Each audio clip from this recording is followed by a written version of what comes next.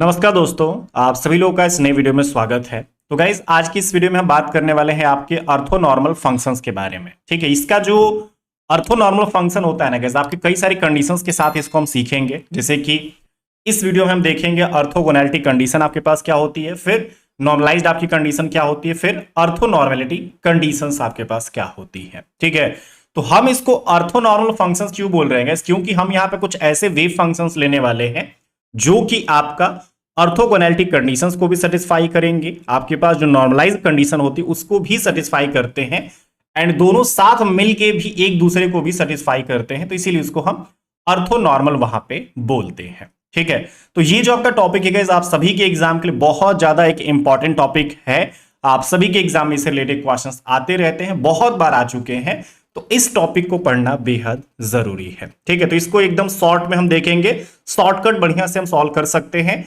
And इसका जो आपका रिलेशन है ना गाइस, इसको हम डायरेक्ट रिलेशन के साथ इसको देखने वाले हैं, जिसमें कि आपका जो ब्राई स्टेट है और आपके पास जो केट स्टेट है, इसको साथ में हम कंबाइंड करके यहां पे देखने वाले हैं। ठीक है, जिससे कि आपका जो क्वेश्चन होगा काफी आसान बनाया जा सकता है। एंड फिर ये जो आपका ब्रैकेट जो रिलेशनशिप होगा ना गाइस, इसको आप चाहें तो इंटीग्रल फॉर्म में भी कन्वर्ट करके इसको आप देख सकते हैं। तो चलिए वीडियो को स्टार्ट करते हैं। वीडियो अगर आपको बढ़िया लगे तो वीडियो को लाइक जरूर करिएगा। चलिए शुरू करते हैं।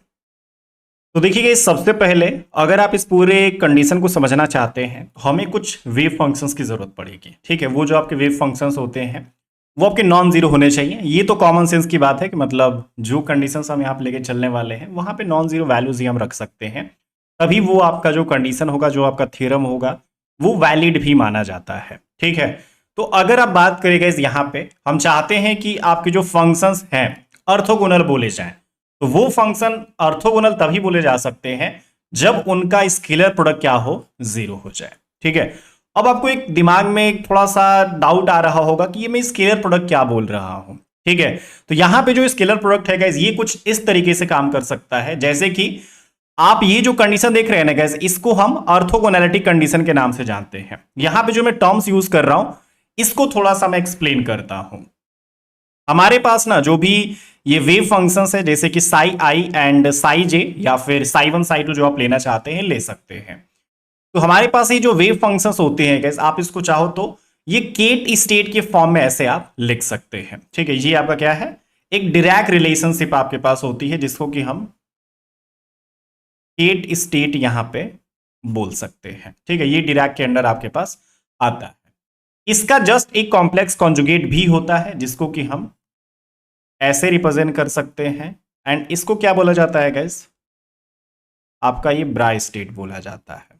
ठीक है, तो जब इनका हम एक तरह से बोला जाए स्केलर प्रोडक्ट कराते हैं या फिर इनर प्रोडक्ट कराते हैं, तो हम इसको ऐसे लिखते हैं गाइस। मान लीजिए आपके पास ये जो वेव फंक्शंस हैं, ठीक है, तो हमारे पास जैसे कि यहां पे आपका ब्राई स्टेट हो जाए और यहां पे केट स्टेट जब साथ में रख दिए जाए, इनके बीच में जब प्रोडक्ट करा दिया जाता है, तो इसको आप स्केलर प्रोडक्ट यहां पे बोलते हैं। ठीक है, तो अब यहां पे थोड़ा सा डाउट ये आता है कि हमारे पास ये जो वैल्यू होगी ना गाइस, ये हमेशा जीरो नहीं होगी। ठीक है, आप ये जो वैल्यू देख रहे होंगे, जो प्रोडक्ट आप कराएंगे, तो ये हर टाइम जीरो नहीं आता है। जैसे कि अगर ये जो वेव फंक्शन है, जैसे कि ये साई आई है और ये भी साई आई है, तो ये चीज तब जीरो नहीं होती है। तब आपके पास क्या होती है, तब आपके पास ये जो वैल्यू होती है आपकी 1 हो जाती है, ऐसा हम जानते हैं। इस कंडीशन को क्या बोला जाता है गाइस, आपका नॉर्मलाइज्ड कंडीशन हम यहां पे बोलते हैं। ठीक है, तो इसको तो अभी हम आगे देखेंगे, लेकिन अभी हम अपना ऑर्थोगोनैलिटी कंडीशन के बारे में बात कर रहे हैं। तो इसमें क्या हो रहा है गाइस, यहां पे जो आपके पास स्केलर प्रोडक्ट हम जो कर रहे हैं ना, आपका एक फंक्शन जैसे साई आई हो गया, तो दूसरा वेव फंक्शन मैं यहां पे साई जे ले लेता हूं। तो आपको ध्यान होगा कि हमारे पास जब भी दो डिफरेंट वेव फंक्शंस होते हैं, तो आपका ये जो इंटीग्रेशन हम किया करते थे, जैसे कि माइनस इन्फिनिटी से प्लस इन्फिनिटी, आपका जैसे कि साई आई ये स्टार हो गया, ये आपका साई जे हो गया, ये आपका d tau is equal to 0। ये आपने कुछ रिलेशन पढ़ रखा है गाइस। इस रिलेशन को हम क्या बोलते हैं, ऑर्थोगोनल रिलेशन ही बोलते हैं हम। ठीक है, ऑर्थोगोनल रिलेशन इसको ही बोला जाता है, लेकिन ये एक इंटीग्रेशन के फॉर्म में होता है गाइस। लेकिन हम ये जो बात करें, ये जो केट स्टेट है आपके पास, ये जो ब्राई स्टेट है आपके पास, ये किसके फॉर्म में है, ये आपका डायरेक्ट रिलेशन जो आपके पास होता है ये उसके फॉर्म में होता है। ठीक है, तो यहां पे जो आप वैल्यू देख रहे हैं ना, इसमें जैसे कि ये फर्स्ट पोर्शन मैंने आपको बताया कि पहला वाला जो पार्ट होता है ना गैस, ये आपका ब्राई स्टेट होता है, दूसरा वाला आपका केट स्टेट होता है। तो ब्राई स्टेट का मतलब क्या, आपका जो वेव फंक्शन है वो एक कॉम्प्लेक्स कॉन्जुगेट के फॉर्म में होता है। तो आप इसको एक तरह से वही चीज लिख सकते हैं ये, और दूसरा वाला size a d tau equal to 0, ये आपके पास मान लीजिए आता है। ठीक है, ऐसा होता है गैस हमारे पास। तो इसी को क्या बोला जाता है, आप देख सकते हैं जो भी वेव फंक्शन, जैसे कि आपने यहां पे जो वेव फंक्शंस लिए हैं, जो वेव फंक्शन अगर देखे जाए जैसे कि उसका जो स्केलर प्रोडक्ट है, अगर वो स्केलर प्रोडक्ट आपका 0 हो जाता है तो उस टाइप के वेव फंक्शन को हम क्या बोले जाते हैं, हम उस टाइप के वेव फंक्शन को ऑर्थोगोनल वेव फंक्शन या फिर ऑर्थोगोनल फंक्शन बोलते हैं यहाँ पे। तो इस प्रॉपर्टी को कुछ आप ऐसे ध्यान रख सकते हैं गाइस। ठीक है, ये आपको याद होना चाहिए कि मैंने जो आपका स्केलर प्रोडक्ट है जो आपके पास साई आई एंड साई जे है, ये मैं चाहूँ तो अपने डायरेक्ट रिलेशन या फिर जो ब्रैकेट रिलेशनशिप है उसके साथ भी लिख सकता हूं, या फिर इस पोर्शन को कुछ ऐसे भी इंटीग्रेशन के फॉर्म में लिख सकते हैं। ठीक है, ये वाला जो फॉर्मूला है आप बहुत पहले से जानते आ रहे हैं, लेकिन कंफ्यूजन आपको इस टाइप के कॉन्सेप्ट में हो जाती है गाइस। ठीक है, तो आपको ध्यान हो गया ना कि आपका ये जो पोर्शन होता है कि स्टेट नॉर्मली जो आपका कोई भी वेव फंक्शन दिया रहे तो वो आप ऐसे केट स्टेट में चाहो तो आप लिख सकते हो, कोई प्रॉब्लम नहीं है। ठीक है, अगर आपके पास कहीं पे भी क्वेश्चन में जैसे कि साई आपका एक्स का फंक्शन है, ठीक है, तो मान लीजिए यहां पे phi naught x, phi 1 x, आपका फाई 2 एक्स, अगर ऐसा है आपके पास ना तो आप इसको चाहो तो केट स्टेट के फॉर्म में लिख सकते हो गाइस। ये कुछ आपका ऐसा हो सकता है। ठीक है,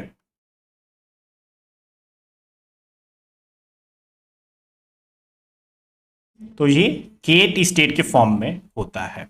अगर मैं इसका कॉम्प्लेक्स कॉन्जुगेट ले लेता हूं गाइस यहाँ पे, तो ये हमारे पास क्या हो जाता है, जो कि मैंने अभी आपको ब्राई स्टेट बताया, इसका कॉम्प्लेक्स कॉन्जुगेट ले लेने पे क्या हो जाएगा, ये चीजें सब पलट देंगे हम यहाँ पे। ठीक है, तो ज्यादा प्रॉब्लम हमें नहीं होगी। अब ये आपका कुछ ऐसा हो जाएगा, इक्वल टू ये भी पलट देंगे हम यहाँ पे। ठीक है, प्लस आपके पास ये आपका हो जाएगा, आप इसको ध्यान रख सकते हैं। ये जो वैल्यूज हैं गाइस आपके, ये ब्राई स्टेट के फॉर्म में है और ये केट स्टेट के फॉर्म में है।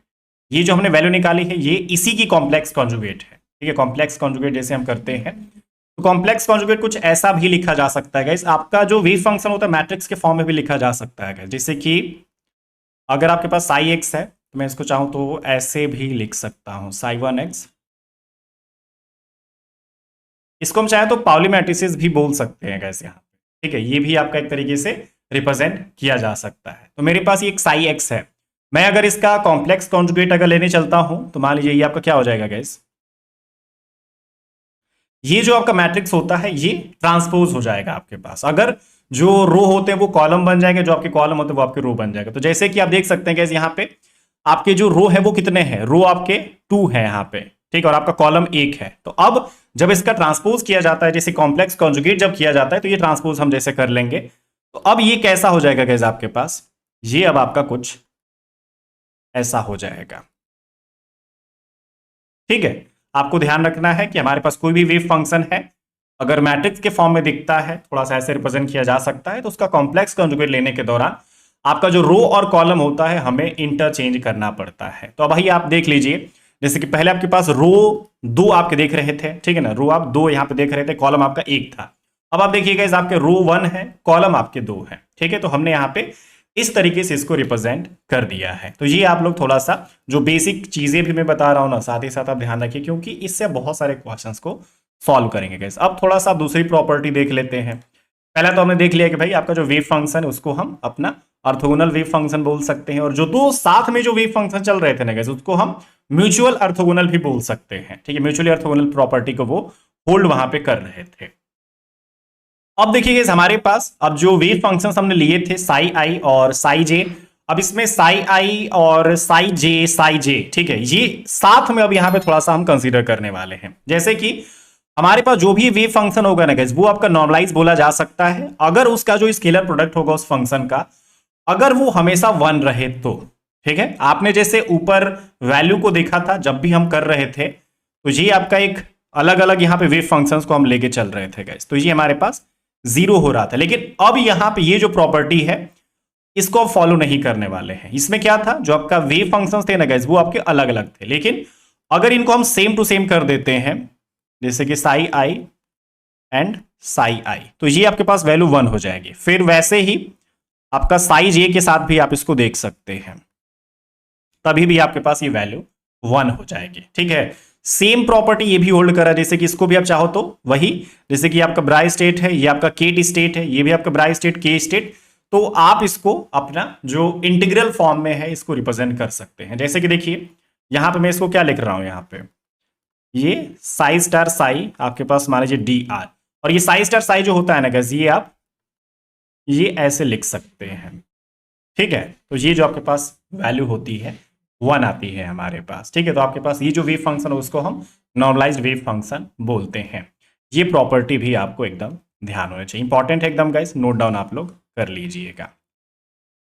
ये आपका ब्रैकेट जो रिलेशन था आपके पास इसके फॉर्म में हो जाता है, जो दूसरा आपके पास प्रॉपर्टी है ये आपका इंटीग्रल के फॉर्म में हो जाता है, जो कि आप बहुत पहले से जो पढ़ते आ रहे हैं, ये वही वाली चीजें हैं गाइस। ठीक है, अब नेक्स्ट अगर हम बात करते हैं थोड़ा सा आप दोनों को कंबाइन करके चलते हैं, जैसे कि जो आपका वेव फंक्शन था, जो ऑर्थोगोनल प्रॉपर्टी आपने देखा था, ऑर्थोगोनैलिटी कंडीशन आपने जो देखा था, फिर नॉर्मलाइज्ड कंडीशन आपने जो देखा था, अब दोनों को साथ में हम कंबाइन करने वाले हैं। जैसे कि मैं अगर यहां पे जो सेट ऑफ नॉर्मलाइज्ड फंक्शंस मान लीजिए लेके चल रहा हूं गाइस, ठीक है, जो कि ऑर्थोगोनल भी यहां पे है एक दूसरे के साथ, मतलब यहां पे क्या बोलना चाहता हूं, अगर मेरे पास यहां पे साई आई है एंड साई जे है, ठीक है, ये क्या है, नॉर्मलाइज्ड आइगन फंक्शन या फिर नॉर्मलाइज्ड वेव फंक्शन है गाइस यहां पे, लेकिन एक दूसरे के साथ ही ऑर्थोगोनल भी है। तो इसमें क्या प्रॉपर्टी बोली जा सकती है, जैसे कि ये जो स्टेटमेंट है ना guys, normalised function which are orthogonal to one another, तो इसका मतलब ये होता है कि आप इसको कैसे लिख सकते हैं,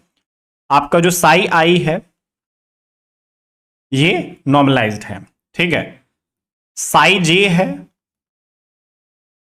ये भी आपका नॉर्मलाइज्ड है, फिर एक दूसरे के साथ ऑर्थोगोनल है, इसका मतलब जो आपका साई आई है साई जे के साथ, तो ये 0 आ रहा है, या फिर साई जे साई आई के साथ, तो ये भी आपका 0 यहां पे आ रहा है। ठीक है, तो इस स्टेटमेंट को हम बोलते हैं कि आपके पास जो वेव फंक्शन है वो नॉर्मलाइज्ड है और एक दूसरे के साथ ऑर्थोगोनल है। तो इसका मतलब आप ऐसे मैथमेटिकली चाहो तो क्वांटम मैकेनिक्स में रिप्रेजेंट कर सकते हैं। ठीक है, अब यहां पे क्या होने वाला है ना गाइस, हमारे पास ये जो दोनों प्रॉपर्टीज अगर साथ में आ जाती हैं तो हम यहां पे चाहें तो आपके पास एक जो रोनिकर डेल्टा होता है, अब उसके हिसाब से थोड़ा सा यहां पे गेस कर सकते हैं। जैसे कि आपके पास ये जो रिलेशन है, मान लीजिए साई आई साई जे, ठीक है, या फिर आपके पास ये साई आई स्टार साई जे आपका मान लीजिए डी आर, तो इसकी जो वैल्यू होगी गाइस ये आपका डेल आई जे, ये डेल को क्या बोला जाता है यहाँ पे,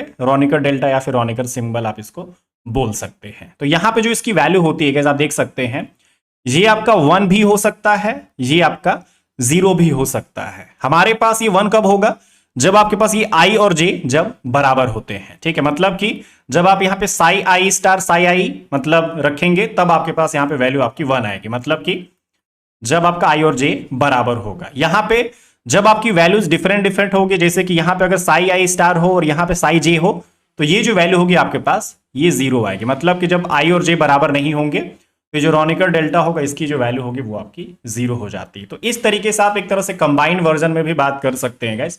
हमारे पास जब दोनों प्रॉपर्टी एक साथ मिलती हैं, जैसे कि ऑर्थोगोनैलिटी वाली और आपकी नॉर्मलाइज्ड वाली भी, तो उन दोनों को साथ में मिला के हम ऑर्थोनॉर्मेलिटी कंडीशन बोलते हैं वहां पे। ठीक है, तो इसीलिए आप इसको ध्यान रख सकते हैं, हमारे पास डेल आई जे के फॉर्म में इसको बोला जा सकता है। ठीक है, ये याद होना चाहिए आपके पास, ये बराबर होता है तभी 1 होता है, और आपके पास जब डिफरेंट होता है तो ये आपका 0 होता है। तो जब डिफरेंट हो रहा है तो 0, इसका मतलब ये ऑर्थोगोनल प्रॉपर्टी को रिप्रेजेंट कर रहा है, और जब आपके पास इक्वल हो रहा है तो ये 1 हो रहा है, इसका मतलब ये नॉर्मलाइज्ड प्रॉपर्टी को ये रिप्रेजेंट कर रहा है। तो इस तरीके से आप अपने जो ऑर्थोगोनल प्रॉपर्टी है, फिर आपके पास नॉर्मलाइज्ड प्रॉपर्टी है, फिर आपके पास जो ऑर्थोनॉर्मल प्रॉपर्टी है, वो आप ऐसे देख सकते हैं। ठीक है, और हमारे पास ये जो वेव फंक्शंस थे, आपने देखा ये जो वेव फंक्शंस थे हमारे पास अपने नॉर्मलाइज्ड प्रॉपर्टी को भी फॉलो कर रहे हैं और अपने ऑर्थोगोनल प्रॉपर्टी को भी फॉलो कर रहे हैं। तो अब ये क्या बोले जा सकते हैं गाइस, आपके ऑर्थोनॉर्मल वेव फंक्शंस बोले जा सकते हैं, ठीक है, जो कि हमने यहां पे आपको